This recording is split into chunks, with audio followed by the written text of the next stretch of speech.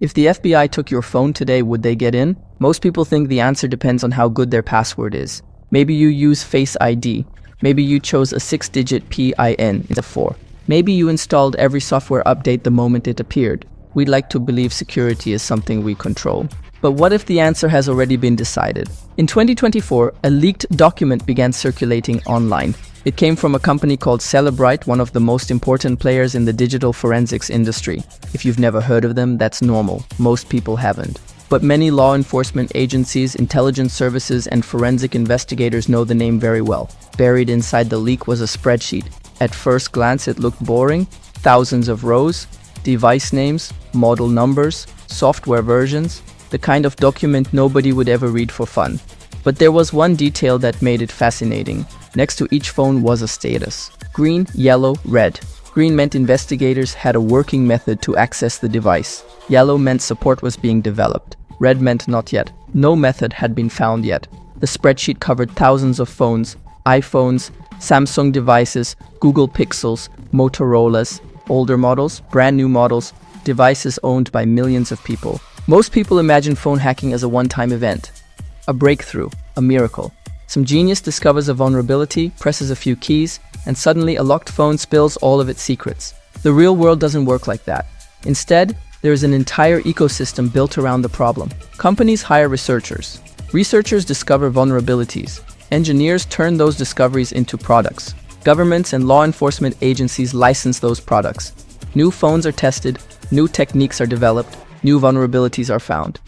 Then the cycle starts again. One of the most well-known tools in this world is called UFED, short for Universal Forensic Extraction Device. The name sounds futuristic. The reality is surprisingly ordinary.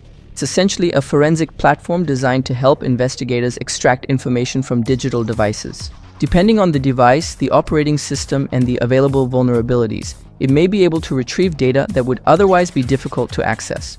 That's the key thing most people misunderstand. There isn't one universal technique. There isn't one master key. Every phone is different. Every operating system is different. Every software update changes the rules. An exploit that works today may stop working tomorrow. A device that was considered secure last year might become vulnerable next year.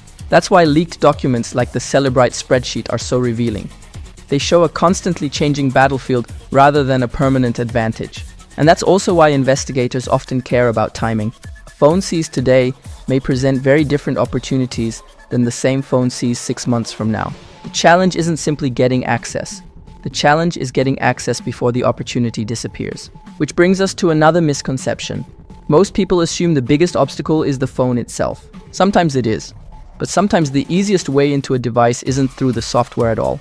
Sometimes it's through the person holding it. For years, technology companies have encouraged us to replace passwords with biometrics. Touch the sensor, look at the screen, unlock the device. It's fast, it's convenient.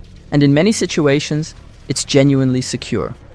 But convenience and security aren't always the same thing. Understand why? Imagine two different scenarios. In the first, a phone is protected by a long passphrase that exists only inside the owner's memory. In the second, the phone is protected by a fingerprint or facial scan. Technically, both systems are designed to prevent unauthorized access. Legally, however, things become more complicated. Courts around the world have spent years debating the distinction between something you know and something you are. A memorized passcode may be treated differently from a fingerprint. A fingerprint may be treated differently from a face scan. The exact rules vary depending on where you are, which court is involved, and how the law evolves over time. But regardless of the legal details, there is an important practical lesson. A password can remain private inside your head. Your face cannot. Your fingerprint cannot. You leave fingerprints on glasses, phones, keyboards, and door handles every single day. Your face is visible to everyone who looks at you. That doesn't mean biometrics are bad. For most people, they provide an excellent balance between convenience and security. But it does mean they solve a different problem than a passphrase. A passphrase is a secret. A fingerprint is an identifier. And those are not the same thing. Security professionals often talk about threat models. In simple terms, a threat model means asking one question. Who are you trying to protect yourself from? For most people, the answer is ordinary criminals, thieves, pickpockets, random attackers. For those threats, biometrics are fantastic. But if you're worried about investigators, border searches, targeted surveillance, or other high-risk situations, the calculation changes. Suddenly, the difference between a secret and an identifier becomes much more important. And even then, there's another problem. Because no matter how good your biometrics are, no matter how strong your passphrase is, every security system eventually runs into the same enemy. It always comes back to mathematics, the ultimate enemy. Most people watch videos about cybersecurity the same way they watch documentaries about climbing Mount Everest. Find it interesting? They learn a few facts, and then they move on with their day. But a small percentage of people watch videos like this and think, I want to understand how this actually works. That's you, that's exactly why I built Hacker Academy. Instead of spending years jumping between random YouTube tutorials, outdated courses, and blog posts, Hacker Academy gives you a structured path into modern cybersecurity. You'll learn practical hacking skills, OSINT and digital investigations, reconnaissance techniques, web application testing, network security, AI-assisted workflows. One of the most powerful features, your own AI hacking agent. Think of it like having an experienced security researcher sitting beside you whenever you're learning, practicing, or working through a challenge. You can ask questions, build workflows, analyze targets, generate scripts, and accelerate your learning far beyond what traditional courses allow. If you want to learn real hacking, build your own AI-powered security workflows, and develop skills that actually matter, click the link in the description and join Hacker Academy. Most people think passwords are either strong or weak, secure or insecure, good or bad. Reality is more complicated, because the strength of a password isn't really about the password itself. It's about time. Imagine a vault with a combination lock. If somebody gets one attempt every hour, that lock is incredibly secure. If they get 1,000,000 attempts every second, it suddenly looks much less impressive. The same principle applies to your phone. Modern smartphones aren't protected by passcodes alone. They're protected by systems designed to slow attackers down. Enter the wrong code enough times and the device begins imposing delays. Try again. Wait. Try again. Wait longer. Some devices can eventually lock themselves. These protections exist because passwords aren't magical. They're mathematics. A 4-digit PIN has 10,000 possible combinations.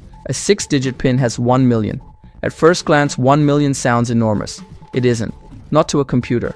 A truly strong passphrase works differently. Every additional character dramatically increases the number of possible combinations. Add letters, add numbers, add symbols, make it longer. Suddenly the numbers become difficult to comprehend. Millions become billions, billions become trillions. Eventually, the attack stops being practical. This is why security experts obsess over password length. Not because they're trying to make your life harder, because mathematics doesn't care about opinions. Mathematics doesn't care about confidence. Mathematics doesn't care if your password feels secure. The numbers either work in your favor or they don't. Imagine discovering a vulnerability that nobody else knows exists. Not Apple, not Google, not Samsung, not cybersecurity researchers, nobody. For a brief period of time, you are the only person on Earth who knows the weakness exists. That kind of vulnerability has a name, a 0 day. The term comes from a simple idea. The vendor has had 0 days to fix it because they don't even know it's there. To the average person, a software vulnerability might not sound particularly valuable. To governments and intelligence agencies, it can be worth millions. Entire markets have emerged around buying and selling these discoveries. Security researchers uncover vulnerabilities.